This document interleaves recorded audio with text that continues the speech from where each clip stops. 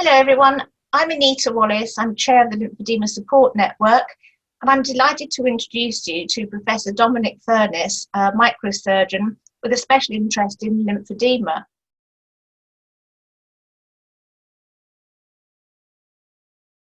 Dominic, as you know, we've sourced all these questions from our Facebook page, and it's a really interesting question. They say, I understand in some countries they carry out preventative surgery when you have your nodes removed, LVA or lymph transfer. Why don't we do this in the UK? That is a fantastic question. Probably my favourite question of the day. Good. So we do this in the UK, as in we have done this at Oxford Lymphedema Practice. It is a good idea. It does have some limitations though, and I think which will probably explain why it's not widely done in the UK. So the original idea for this came out of Italy, from the group in Genoa, who did a randomized controlled trial where they took patients with breast cancer who were having their axillary lymph nodes, their armpit lymph nodes removed as part of their treatment. And in half of the patients, they did LVA up in the armpit, in fact. In the other half, they didn't do LVA. And then they followed them for around about 18 months or so. And what they found was in the group of patients who didn't have LVA, about 30% of them got lymphedema. And in the group of patients who did have LVA, only 4% of them got lymphedema. So a really big improvement. So I think that's probably the reasoning behind this question from one of your members.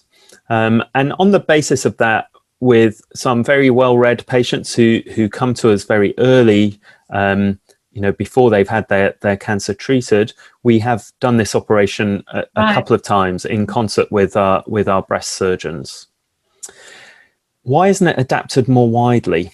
Well, I think there's a few reasons for this. The first one is the patients, I think, don't know about it so well. The breast surgeons don't know about it so much. The breast surgeons don't push this as a potential treatment, preventative treatment very much. And why is that? Well, a few reasons. Logistically, that might be quite hard to organize. There aren't very many plastic surgeons in the UK who are trained in doing LVA surgery. So it's quite difficult for the breast surgeons to find people to do that operation with. It turns a relatively routine short operation into a much longer operation, and there are big pressures on waiting lists and getting the cancer treatments done for patients with cancers that need treating. And so doubling the length of time that an operation takes on an operating list will halve the number of patients who can be treated on that list. And the other thing is, from the patient's point of view, very often at this point in their care pathway, their only focus is on treating the cancer. Yeah, absolutely. And yeah, I totally get that. I totally get that. A sort of abstract 30% risk of I might have a swollen arm and I don't quite know what that means. Actually, I don't care about that. Please just treat my cancer. And I think that's a very reasonable point of view. The other thing is to just look at these figures the other way round. So if we say that in the group that didn't have LVA, 30% got lymphedema, that means that 70% of them didn't get lymphedema. So if you'd done LVA on everyone, then you could say that you'd over-treated 70% of the people, given them a longer operation and, with its inherent risks and so on and so forth.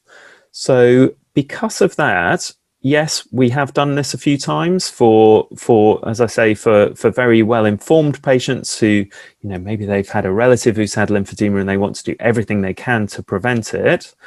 But in actual fact, for most patients who come to us early in that journey, what we end up doing is screening. And so here what we do is 3 months or so after they finish their treatment, their surgery, their radiotherapy, etc., they come to us and they have an ICG scan. And we look at that scan and we say, great, that's completely normal. You haven't got lymphedema as things stand. go away and come and see us every 6 months for the first 3 years after your treatment, and we'll repeat the scan, and we will pick up then very early if you have lymphedema, even, well, very often before you even feel that there's any swelling there. We will see changes on the ICG scan indicative of lymphedema. And at that stage, we can then have a discussion about what the appropriate treatment might be for you in that particular circumstance. And for us, what that means is we're not over treating. So we're not offering surgery to that 70% or so of people who don't need it.